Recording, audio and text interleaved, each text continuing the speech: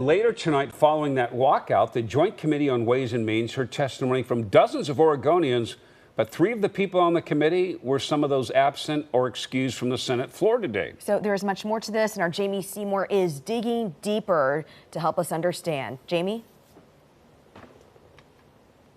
Liz, Jeff, as all of this was going on, many were outside of the Capitol urging lawmakers to show up and take action on some of the biggest issues the state is facing.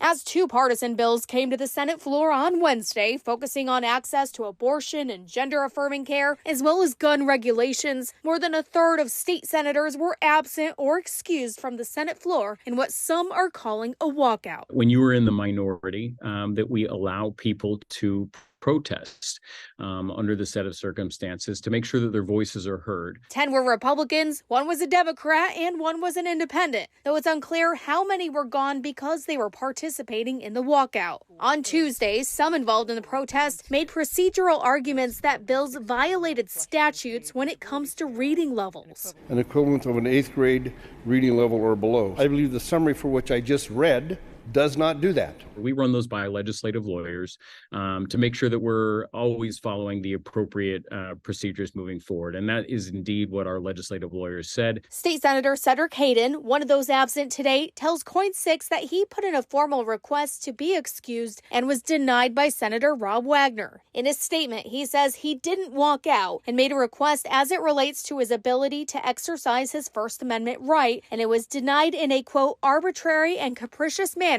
by the Senate president. Meanwhile, the Joint Committee on Ways and Means convened at the Capitol Wednesday night. More than 300 Oregonians signed up to testify on various topics with lawmakers. 3 of the committee members were also absent or excused from the Senate floor earlier in the day, and while it's unclear if they were also absent from the meeting, we did spot empty seats. Meanwhile, outside the Capitol, unions and advocacy groups from across the state held an Oregon Can't Wait rally, urging legislators to take action on key bills, also calling on those who walked out. We're not backing down. I think, again, whether or not the Senate Republicans want to show up and come to work does not change the fact that Oregonians need investments in these key priorities like childcare, housing, behavioral health.